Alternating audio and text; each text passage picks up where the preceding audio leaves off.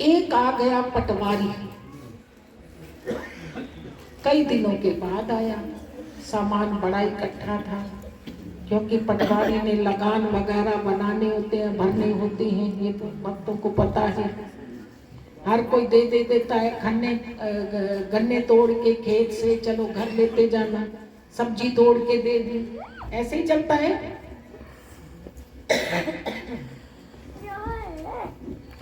सामान हो गया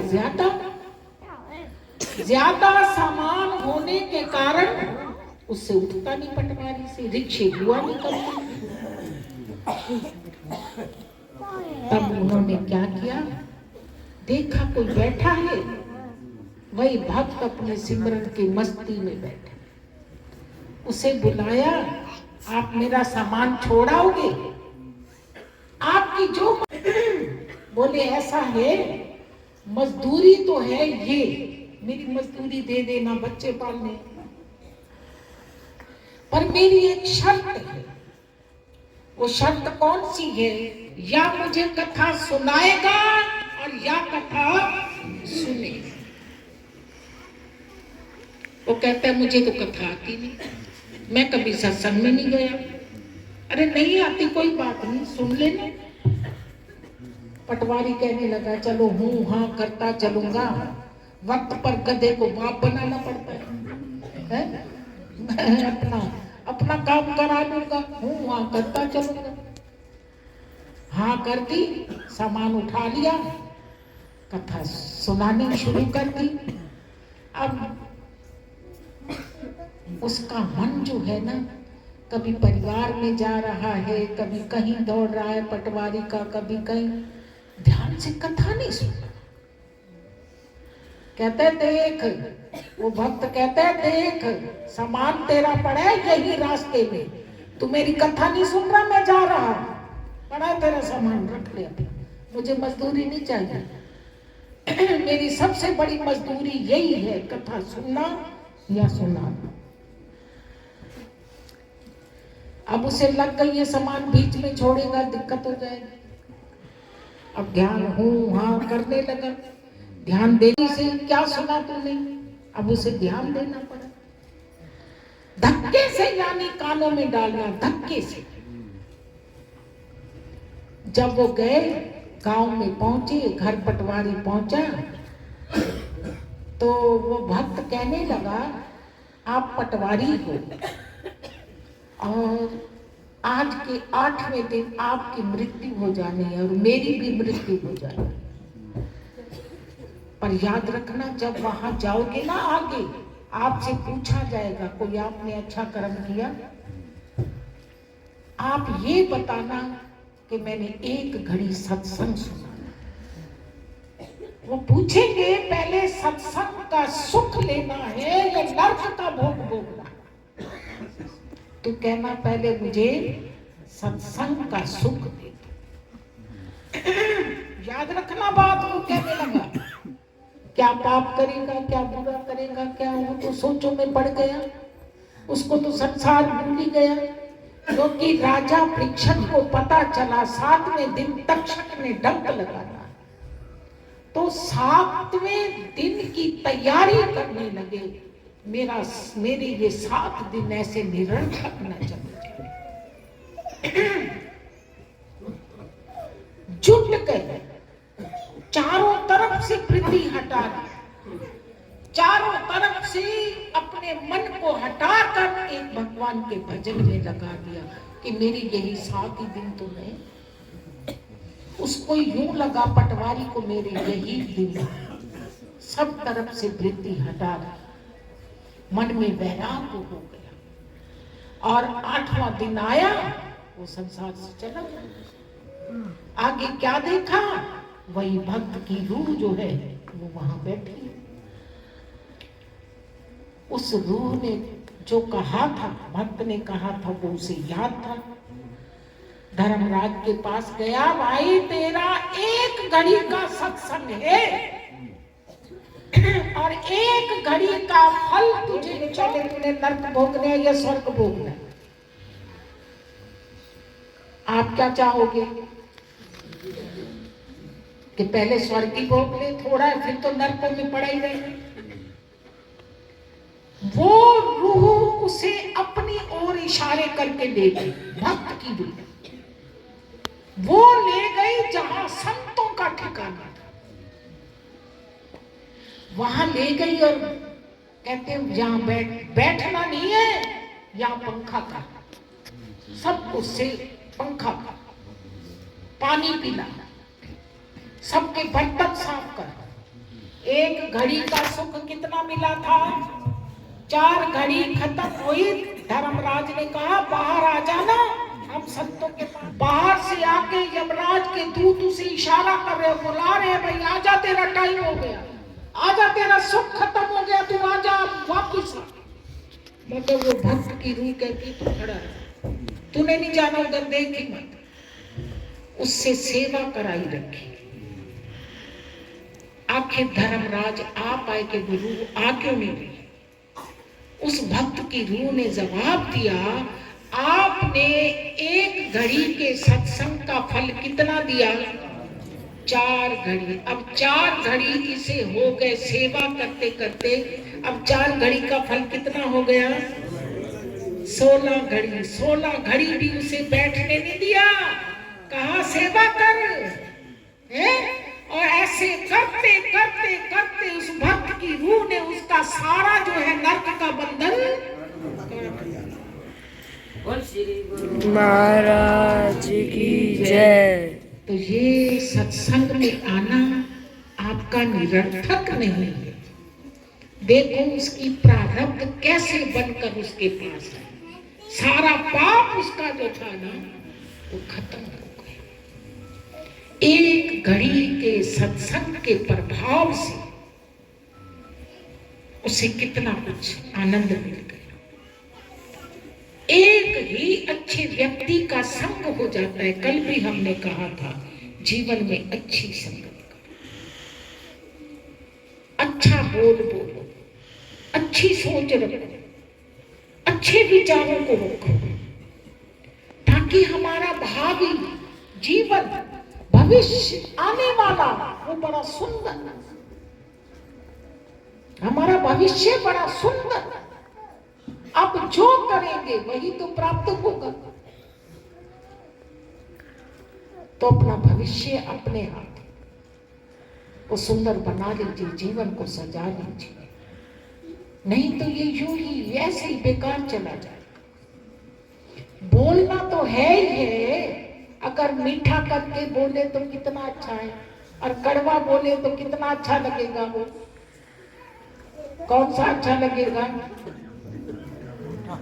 श्री गुरु महाराज जी एक कथा सुनाया करते अपने पावन वचनों के अंदर। गुरु महाराज जी की बातें याद आ रही। एक बार की बात, एक सूरदास रास्ते में बैठे और एक राजा जो है वो शिकार खेलने में, राजा भी था, नौकर भी था, वजीर भी था, मंत्री भी था, सारे।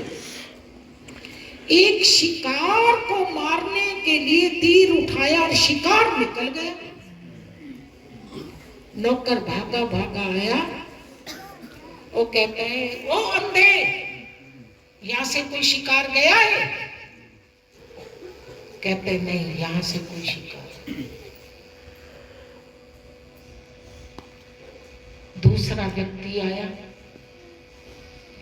वजीर आया, उसने कहा बुजुर्गों यहां से कोई शिकार गया? बोले नहीं, यहां से कोई शिकार नहीं। मंत्री आया, चरणों में हाथ रखा, यहां से कोई शिकार गया? नहीं, यहां से कोई नहीं गया। राजा आया, राजा घोड़े से उतरा और अपने दोनों हाथ जोड़कर, जबकि वो देख नहीं रहे सन, वो सूरदास देख नहीं रहे, हाथ जोड़कर चरणों में नमन करके बड़ी मधुर वाणी में कहा,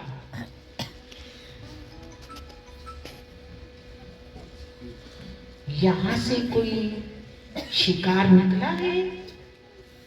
सबकी भाषा में भी फर्क था। कहने लगे राजन, पहले आपका नौकर आया है, फिर आपका वजीर आया है, फिर आपका मंत्री आया है, अब आप आए हो, यहां से कोई शिकार नहीं निकला। राजा हैरान। राजा ने कहा, आप आंखों से बड़े हो, पर आपको कैसे पता चला मैं राजा हूं, वो नौकर, वो वजीर?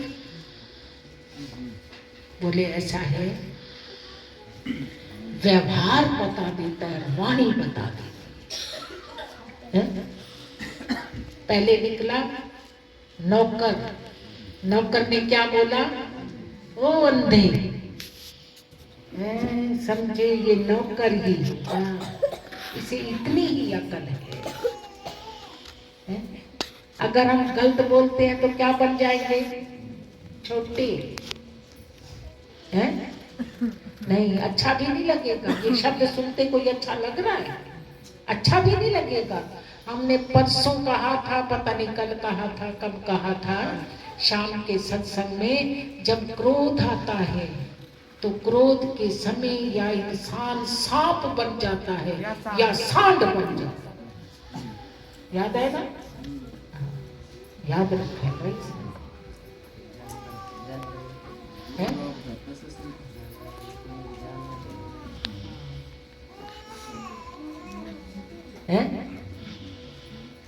समझ आई कि नहीं? क्या बन जाता है? सांप या सांड। सांड या सांप को क्रोध आता है, फुंकारता है। जब जीव को क्रोध आता है तो कैसे फुंकार मारता है? ओए, आंखें लाल, देख के डर लगता है, ऐसे है, मुंह लाल, और वाणी बड़ी कर्कशा, सुनने में भी डर लगता है, देखने में भी डर लगता है। अभी कोई बम का गोला निकला है, ये क्रोधी का स्वभाव। ये स्वभाव ना हो, वो सांप बन जाता है या सांड। ये कह रही थी बहने, यहाँ बिजार कहते हैं, बिजार समझ लो, है तो बिजार बन जाता है। तो देखते हो झाड़ियों में जाके अपने सींगों से वो वैसे ही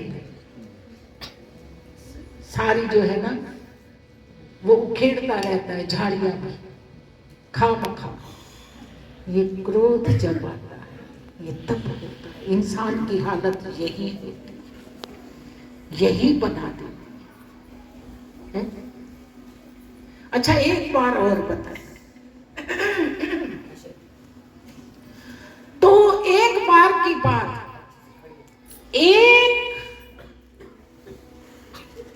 पत्नी बड़ी कर्कश थी, बड़ी कर्कश, और पति बेचारा ठंडा ठंडा। देखो निपटी तो तब है, ठंडे होके रहो तो तब निपटी है, चाहे आप हो चाहे हम। एक मेहमान आए थे घर, एक औरत अपनी महिमा करती जाए। मेरा परिवार ऐसा है, मेरे बच्चे ऐसे हैं, मेरा घर ऐसे चल रहा है, ऐसे। सुनना, ध्यान देना बात की। अपने पति का नाम कहने लगी हो, पति सामने बैठा है और परिवार के सामने पति सामने बैठा है, वो क्या कहती है? जानवर का जानवर। खड़े होके वीडियो पति नम्रता वाला था, पति भक्ति वाला था, पति सहनशील था कि घर बिगड़े ना, घर बना रहे। एक नीमक हो जाता है तब भी घर बना रहता है, और दोनों सांड मिल जाए तो ये तो बूटे उखेड़ेंगे। तूने ये किया, तूने वो किया, तूने वो किया। तो वो क्या कहने लगे? वो भागा भागा आया पति, वो तो कर रही थी क्या? पति भागा उठा परिवार में से, भागा भागा आया और पत्नी को जाके पकड़ लिया और कहा आ मेरी जान, तू मेरी जान है और मैं तेरा वर हूं। उसने क्या शब्द बोला था? जानवर। वो क्या कहने लगा? तू मेरी जान है और मैं तेरा वर। क्या बन गया? शब्द तो वही है? शब्द तो वही है, अर्थ का फर्क है। ओ आ मेरी जान, तू मेरी जान है और मैं तेरा वर। देखो कितना अच्छा अर्थ निकाला। देखो सब हंसने लग गए और जो कला कलेश था वो सारा महाराज की जय। ऐसे भगाओ क्रोध, ऐसे हटाओ, अच्छी सोच बनाओ, अच्छे विचारों में रहो। और क्रोध का वक्त ये पढ़ते हो सामने, शनिवार क्या है? क्रोध रोज ही नहीं करना, वैसे तो रोज ही नहीं करना। शनि के मंदिर में जाओ ना, कहते हैं शनि की चरणों में तो मत्था टेको, शनि के सामने नैनों से नैन मत मिलाओ, चरणों में मत्था टेको। हम तो कहते तुम इस पर सब पर नजर फिराओ, सब पर नजर फिराओ, हमें क्या करना है और क्या नहीं करना। अरे भाई यही जीवन है, इसी में ही सब कुछ होगा। भाग जगा दो अपना, इतना विचार पैदा कर लो उस व्यक्ति की तरह। भागा भागा आया सारा परिवार, ये देख रहा है कि अभी ठोका इसे, है? क्योंकि वो तो कहानी गाए जा रही थी। मगर जैसे आके उसने पकड़ा, जप्पी डाली और कहा आ मेरी जान, तू मेरी जान और मैं तेरा। ऐसी सोच बना लो, ऐसा सुंदर सा जीना बना लो, ये मानुष चोला बड़ा सुंदर सा होगा। जैसे उस व्यक्ति के पाप कट गए ना, संतों की सेवा कर कर के पाप कट गए, ऐसे ही सारे पाप धुल जाएंगे, सब पाप धुल जाएंगे, जीवन निष्पाप हो जाएगा। कोशिश करो, प्रयत्न करो, अपना भाग जगा। छोटी छोटी बातें होती हैं, बड़ी नसीहत देती हैं, जगाती हैं जीवन में। वो भाग जगाती है, मन को तोड़ती है, कहती है अरे तो क्या कर रहा है, समझो अपने आप को। ऐसा जीवन यूं ही ना चला जाए, अपना भाग जगाओ, इस मानुष चोले को सुंदर बनाओ। आओ ऐसी सोच उत्तम बनाओ, उस व्यक्ति की तरह हमने पास। तो क्या कहा? भक्ति दी राह विच होंदी परीक्षा, भक्ति दी राह विच होंदी परीक्षा, होंदी परीक्षा, होंदी परीक्षा, होंदी परीक्षा, होंदी परीक्षा। भक्ति दी राह विच होंदी परीक्षा, भक्ति दी राह विच होंदी परीक्षा, भक्ति दी राह विच। परीक्षा सबकी होती है, हमारी भी होती है, तुम्हारी भी होती है जीवन के अंदर। मन नो समझाना पैदा, सिमरन विच लाना पैदा, मन नो समझाना पैदा, सिमरन विच लाना पैदा, मन नो समझाना पैदा, सिमरन विच लाना पैदा, मन नो समझाना पैदा, सिमरन विच लाना पैदा। कदे किसे देना करी ना ईर्षा, कदे किसे देना करी ना भगति दी राह विच होंदी परीक्षा, भगति दी राह विच होंदी परीक्षा, भगति दी राह विच परीक्षाएं होती हैं। कोशिश करो कि हम परीक्षा में पास हो। अपनी सोच अच्छी रखो तो हम पास ही पास रहेंगे। हर वक्त कर्म अच्छा रहेगा, विचार अच्छे रहेंगे, हमारी सोच पर सब कुछ खड़ा है, हमारी सोच पर सब कुछ है। तो जीवन में ऐसा भाव बना लीजिए, आनंद ले लीजिए। जय गुरुदेव, जय गुरुदेव, जय गुरुदेव।